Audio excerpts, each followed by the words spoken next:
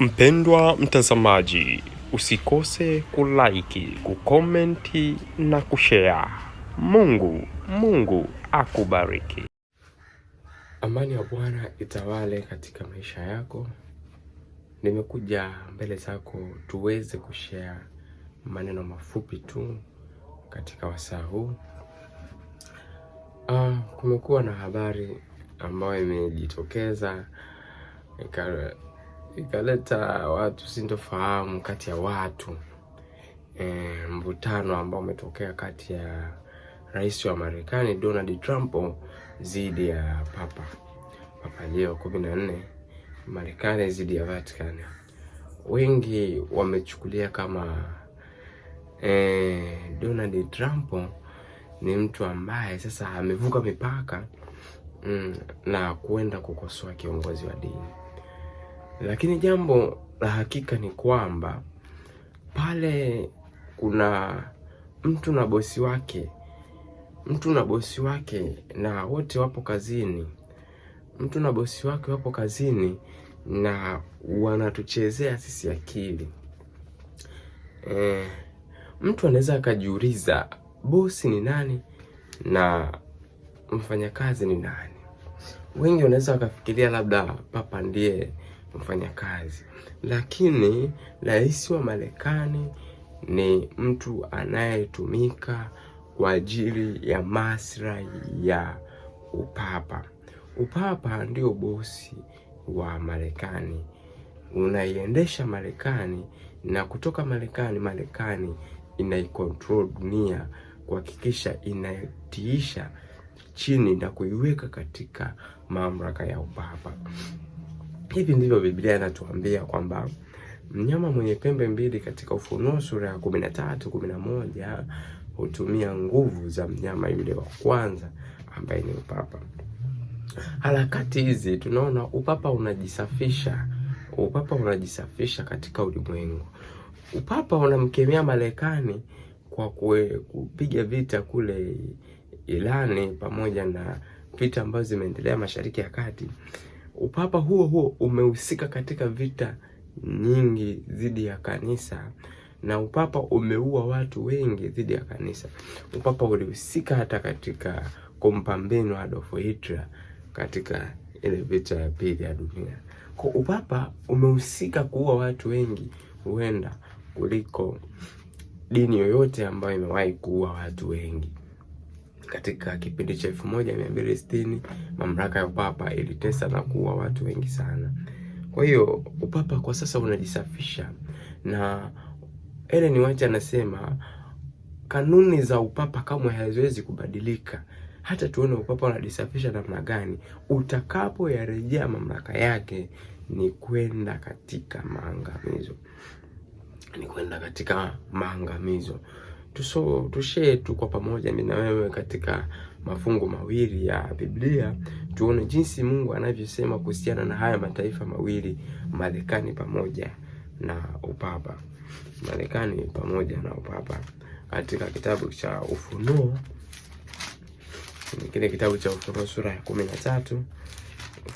13, na mstari ule wa 12. Mnyama mwenye pembe mbili ambaye ni taifa la Marekani sasa anasema naye atumia uwezo wote wa mnyama yule wa kwanza mbele yake. Mnyama wa kwanza, Ufunuo sura ya 13 mstari wa kwanza, ni upapa. Kwa anasema Marekani inatumia uwezo wa mnyama yule wa kwanza mbele yake. Sasa kama nguvu za kijeshi ambazo yuko nazo Amerika ni za mnyama wa kwanza, kwa nani aliyemtuma mwenzake kwenda kupambana na vita dhidi ya Iran kule? Kwa tunaona ni upapa ambao unatoa oda kwamba taifa hili lazima yaweze kupinduliwa kabla ya upapa kurejea katika mamlaka yake. Tunaona historia inatuonyesha katika upapa kupanda mara ya kwanza mwaka 1538 kulikuwa na mataifa matatu ambayo yaligoma: Waherodi, wa Bandari na Waostrogoth. Haya mataifa ilipaswa yang'olewe chini ya Clovis pamoja na Justinian. Haya mataifa yalipaswa kuondolewa, ndipo upapa ukapata nafasi. Anasema naye aifanya dunia na wote wakao ndani yake wamsujudu mnyama wa kwanza ambaye jeraha lake la mauti lilipona. Kwa tunaona harakati zote hizi ambazo ziko zinaendelea, ni mwisho wake, hatima yake ni ibada dhidi ya upapa, ni ibada dhidi ya upapa. Tutashuhudia mwisho wa matukio haya yote ikitakiwa ibada dhidi ya upapa, na watu watakapouabudu upapa watakuwa wamemwabudu shetani moja kwa moja, shetani moja kwa moja. Tushepia katika kitabu kile cha Daniel, maono ya Danieli pamoja na Ufunuo ndizo dira ya kanisa kwa sasa. Tunaangalia wapi tumetoka, wapi tunakwenda kupitia vitabu hivi vya unabii, Danieli pamoja na Ufunuo. Katika Danieli 11 sura ya 40, Danieli 11 mstari ule wa 42, tushie kwa pamoja kitu hiki. Lakini atakuwa na nguvu juu ya hazina na dhahabu na fedha, mfalme wa kaskazini ambaye anawakilishwa na upapa. Katika Danieli 11 Biblia inatuambia atakuwa na nguvu. Wakati upapa unarudi katika mamlaka yake, upapa utakuwa na nguvu juu ya hazina, juu ya fedha, juu ya dhahabu na juu ya vitu vyote vyenye thamani.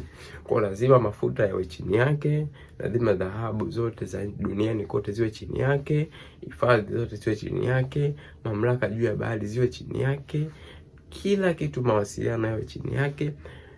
Atakuwa na nguvu juu ya fedha na dhahabu na juu ya vitu vyote vyenye thamani vya Misri, na Waribia na Wakushi watafuata nyayo zake. Kwa tunaona harakati ambazo zinaendelea za Amerika katika kupambana vita dhidi ya mataifa haya ambayo ni mapinzani, sababu upapa hauwezi kukubali kuwe na dola ya Kiislamu alafu iwepo na dola ya Kikatoliki. Lazima dola moja ishushwe chini, na ndipo upapa upate mamlaka kamili, ikiwa dunia yote imeshatiishwa chini ya Amerika. Kwa hiyo tutashuhudia baada ya Amerika kuwa amezitiisha hizi nchi pinzani, upapa kurejea katika mamlaka yake. Lakini Danieli anatuambia lazima atakuwa na nguvu juu ya fedha, juu ya dhahabu na juu ya vitu vyote vya thamani vya Misri pamoja. Atakapokuwa na nguvu juu ya vitu hivyo, ulimwengu wote, Waribia na Wakushi watafuata nyayo zake. Wakubwa kwa wadogo watatiishwa chini, na watasema hakuna mnyama afananaye na mnyama huyu. Kwa hiyo Vatican imekuwa ikituma Amerika katika kupambana na vita, katika kupambana dhidi ya mataifa, na Amerika imekuwa ikitekeleza hivyo. Lakini inapokwenda kule, Vatican inajionyesha kana kwamba haijatuma yenyewe, na inaenda kupeleka amani katika maeneo yale. Sasa inapopeleka amani, watu wanamchukia Amerika na wanampenda papa. Kumbe yule aliyemwagiza ndio anayempenda, kumbe yule ndiye aliyetoa oda. Kwa tunaona upapa unajisafisha kwa hali ya juu sana. Upapa unazidi kujisafisha na watu wanashindwa kuelewa. Watu hawaelewi kabisa kwamba upapa ndio unaotoa hizo oda, na si Marekani yenyewe kama Marekani kwamba imejiamulia kufanya hayo. Marekani kama Marekani haijajiamulia kufanya hayo, bali ni oda ambazo zinakuwa zimetengenezwa kutoka katika mamlaka haya ya upapa, mamlaka ya kishetani, ili kuhakikisha dunia inafika katika kilele cha ibada. Yote haya ni kutupeleka katika kilele cha ibada dhidi ya mnyama wa kwanza ambaye ni upapa.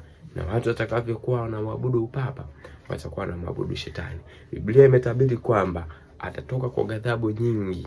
Atakaporudi huyu mfalme wa kaskazini ambaye ni upapa, atatoka kwa ghadhabu nyingi ili kwenda kuharibu, ataondolea mbali wengi. Kwa upapa unamkemea Marekani katika vita hivi kwamba anaua watu, lakini Biblia inatupa habari kwamba hata upapa utakaporudi utawaondolea mbali wengi, utawaua watu wengi. Lakini tunaye Kristo, tunaye Mungu, tunaye kiongozi wetu, amiri jeshi, mkuu wa majeshi wa jeshi la Bwana Yesu Mikaeli, atalipambania kanisa lake. Maana vita hii hitimisho lake si kati ya Marekani na Irani, si kati ya Marekani na China, si kati ya Marekani na Urusi, bali vita hii, vita itakayofunga historia, itakuwa ni vita dhidi ya kanisa. Vita dhidi ya kanisa. Kanisa la Mungu litaingia katika vita na katika majanga. Vita dhidi ya kanisa ndio vita itakayofunga historia ya ulimwengu.